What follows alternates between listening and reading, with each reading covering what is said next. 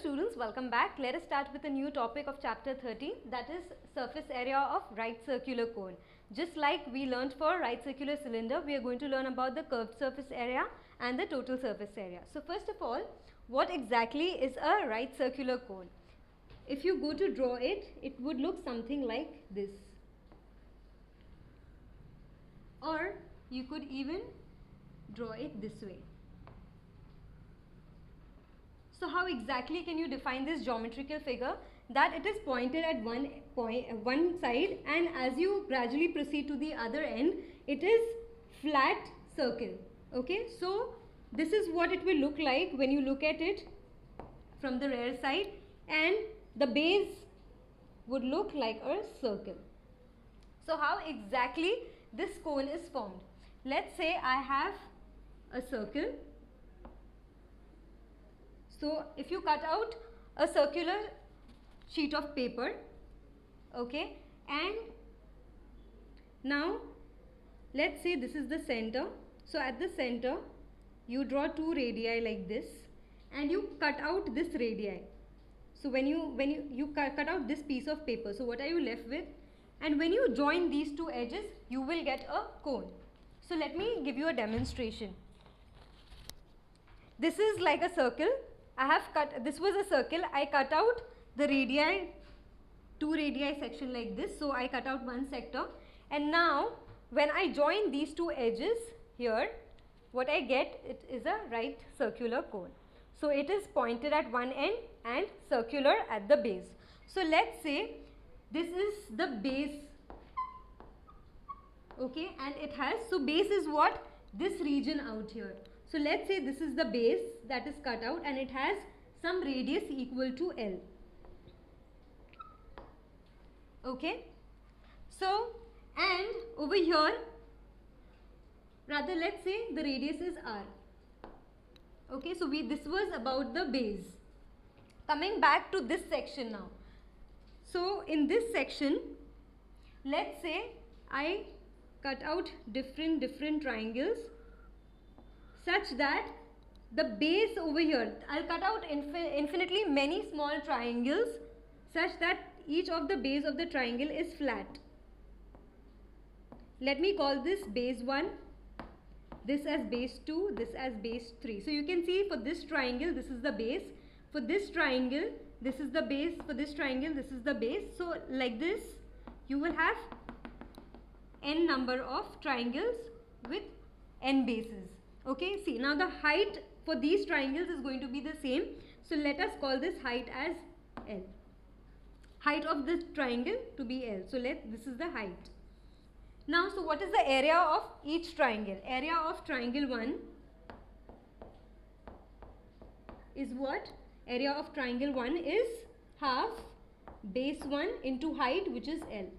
Similarly, area of triangle 2 is half B2 into L. That's half into base into height, and up to area of triangle N is equal to half B3 into Bn into L.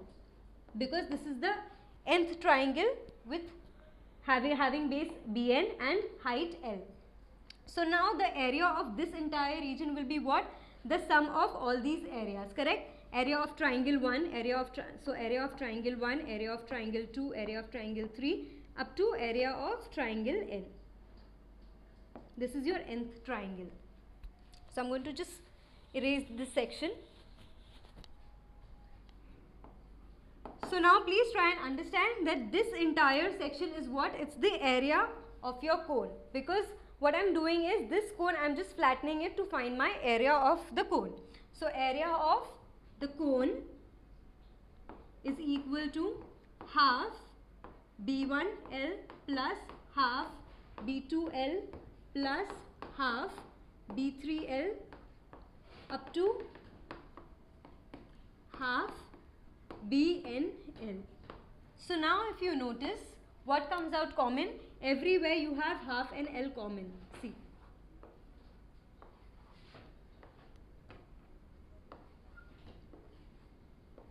Right? So I can remove half L common. So this is half into L.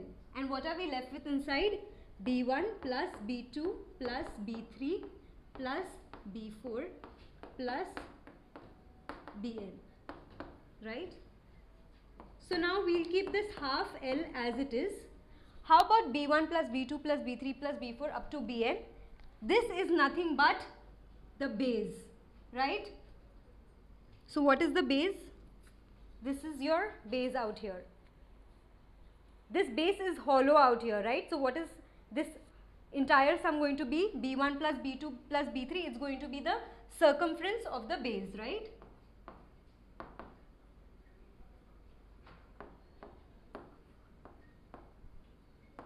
That is this entire thing out here, this entire ring. Everything out here is hollow as I just showed you. So what is the circumference now going to be? We have the radius r. We know that the circumference of a circle is 2 pi r.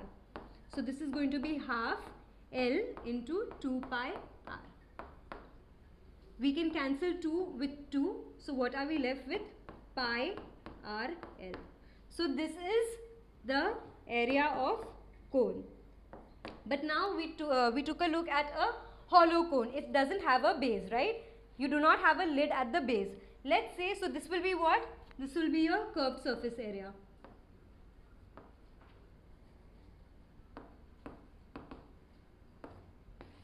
Or CSA. Curved surface area of your right circular cone. Let's say your cone even has a lid at the end, at the base. Okay, so what will be the total surface area?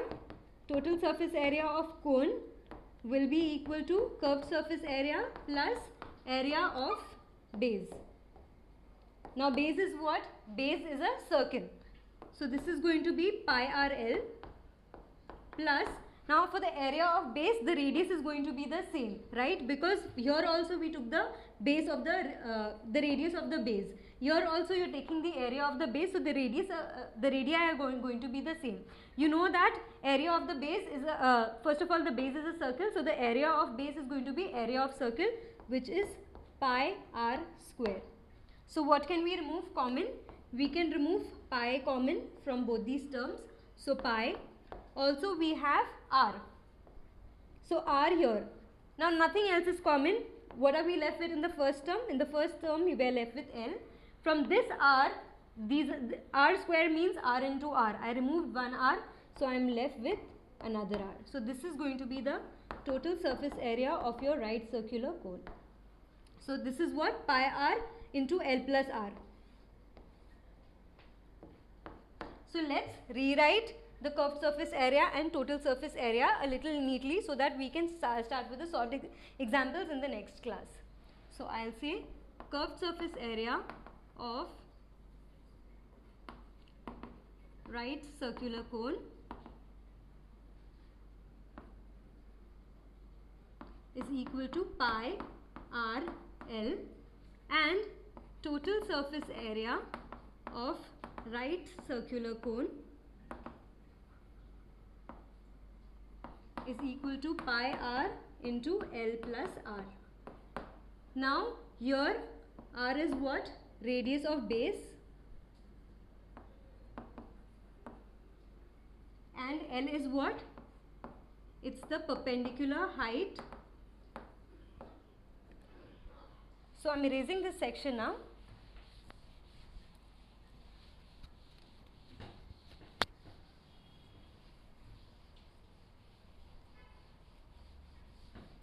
So this is going to be perpendicular height of the cone. Now let's take a look at our cone once again. This is our cone. So obviously the perpendicular height is going to be this, right? From the vertex to the opposite base, a line that is perpendicular. So now this is your L and this is your radius. In some cases what happens is you are given with this side and you given the radius. But to find the curved surface area and the total surface area, you need this length out here. So how do you find it out? You find this out using Pythagoras theorem. Why? Because if you can see, this is a right angled triangle. So in right angled triangle out here, even this side is equal to r. So you have let's say this is h square is equal to L square plus R square, correct? Therefore L square is equal to h square minus R square. So this was through Pythagoras theorem. So in cases wherein you are given the slanting height, this is the slope. When you have given the slope, you can find the length using the height of the cone using Pythagoras theorem here. So this was about the curved surface area and the total surface area of a right circular cone. Let's take a look at the solved examples in the next class. Thank you. Hope this video increased your knowledge. For more such videos and a completely free educational content, log on to www.epathshala.org or visit our ePathshala YouTube channel. We have each and every question solved for maths, physics, chemistry and biology. So subscribe our channel, share with your friends, like our Facebook page and follow our Twitter handle for regular updates and important educational tips, and also win ePathshala goodies. So what are you waiting for? Subscribe this channel and enjoy the freedom of education.